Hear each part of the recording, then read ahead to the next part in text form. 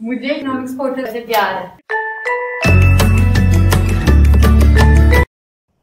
बिस्मिल्लाहिर्रहमानिर्रहीम। उम्मीद करता हूँ आप सब लोग खैरियत से होंगे। इंटरनेशनल ट्रेड बहुत इम्पोर्टेंट टॉपिक, इमिसराइजिंग ग्रोथ 12.5 नंबर का वो अक्सर पूछ लेता होता है आपको। जो लास्ट में इस पेपर का आखिरी क्वेश्चन आता है आमतौर पे, जिसमें पूछा होता है right a note on any two.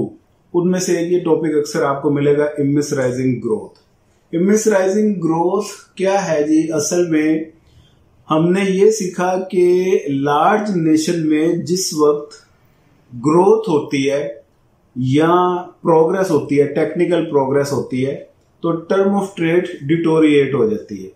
Term of trade deteriorate हो जाए, इसके बावजूद भी आफ्टर ट्रेड वेलफेयर तो इंक्रीज हो ही जाती है ना नेशन की। तो बिफोर ग्रोथ और आफ्टर ग्रोथ वेलफेयर में बड़ा फर्क होता है, तो अब ट्रेड का फायदा होता है। लेकिन ऐसी सूरत हाल जिस वक्त आपकी टर्म ऑफ ट्रेड इस हद तक डिटोरिएट हो जाए, गिर जाए नीचे, कि आपकी नेट वेलफेयर बिफोर ग्रोथ जो पॉइंट था उससे भी नीचे आ जाए, इस टर्म को कहते हैं इमिसराइजिंग ग्रोथ। इंडियन एक इकोनॉमिस्ट हैं प्रोफेसर जगदीश भागवती, इन्होंने ये कॉन्सेप्ट इंट्रोड्यूस करवाया था और इसकी डायग्राम, मेन डायग्राम ये है। अजम्पशन इसमें सारी हैशरोलन वाली आप लिख सकते हैं, और इसमें आप इंट्रोडक्शन वो ग्रोथ अफेक्ट का आप दे सकते हैं। ग्रोथ अफेक्ट क्या होता है, एंटी ट्रेड वेलफेयर अफेक्ट क्या होता है, वॉल्यूम ऑफ ट्रेड क्या होता है, pro trade in production, anti trade in production, pro trade in consumption, anti trade in consumption. ये छोटी छोटी 4-5 डेफिनेशन लिखने के बाद आप अजम्पशंस दें इसमें, और इसके बाद मेन इसकी ये डायग्राम है। डायग्राम पे आपने आ जाना है, और डायग्राम ये देखें, ये पहला पीपीसी, ये नेशन 1 के पॉइंट ऑफ व्यू से मैंने बनाई हुई है। आप नेशन 2 के पॉइंट ऑफ व्यू से भी सेम इसी पैटर्न पे बना सकते हैं। तो नेशन 1 पहले इस बी पॉइंट पे है जहां पे 130 यूनिट वो एक्स के बना रही है, और यहाँ पे 20 यूनिट वो वाई के बना रही है।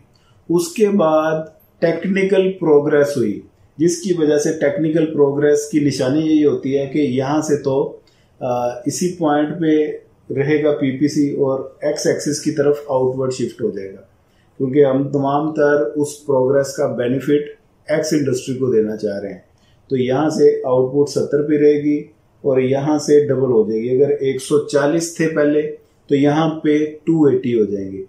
अब ये प्रोग्रेस होने के बाद टर्म ऑफ ट्रेड डिटोरिएट इतनी ज्यादा हो गई कि वो 1/5 पे जा पहुंची है। ये टर्म ऑफ ट्रेड 1/5। अब इस 1/5 का मतलब क्या है? आपने 5 यूनिट अपनी प्रोडक्ट के देने हैं, एक्सपोर्ट करने हैं, और उसके बदले में इंपोर्ट का 1 यूनिट आपको मिलेगा। 100 यूनिट देंगे तो आपको इंपोर्ट के 20 यूनिट मिलेंगे। ये 1/5 की रेशियो जो बन गई है। तो इस रेशियो में अब आफ्टर स्पेशलाइजेशन नेशन पहुंच गया सी पॉइंट पे, जहां पे वो 160 यूनिट एक्स के प्रोड्यूस कर रहा है और 50 यूनिट वाई के प्रोड्यूस कर रहा है। उसको पता है कि 160 में से मैं 100 यूनिट दूंगा तो 100 पे आ जाऊंगा, मैं 60 पे आ जाऊंगा, और इसके बदले में मुझे 20 वाई के यूनिट मिल जाएंगे। उस हिसाब से एडजस्टमेंट करके ये सी पॉइंट पे गया। अब 160 से उसने 100 यूनिट एक्सपोर्ट कर दिए, तो 160 में से 100 माइनस किए तो ये 60 पे आ गया।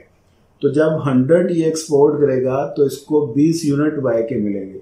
तो वाई के तो पहले 50 बना रहा था, तो इस 50 में 20 ऐड किए तो 70 हो गए। 70 और इस 60 का इंटरसेक्शन, ये पॉइंट है जी पॉइंट है, जी पॉइंट पे आ गया। अब बिफोर प्रोग्रेस ये नेशन इस ई पॉइंट पे था। E point is higher than G, तो इसका मतलब है ई पॉइंट वो बेहतर है, उसमें वेलफेयर नेशन की ज्यादा थी, क्योंकि इस ई पॉइंट पे वाई के 80 यूनिट और एक्स के 70 यूनिट वो कंज्यूम कर रहा था। अब ये ऐसी प्रोग्रेस हुई है जिसकी वजह से उस नेशन की वेलफेयर पहले के मुकाबले में नीचे आ गई है, वो जी पॉइंट पे आ गया है। तो ये सिनेरियो है, इसे कहते हैं इमिसराइजिंग ग्रोथ। उम्मीद करता हूँ ये कॉन्सेप्ट आपको समझ में लग गया होगा। दुआ में याद रखिएगा, अपना ढेर सारा ख्याल रखिएगा। पाकिस्तान जिंदाबाद।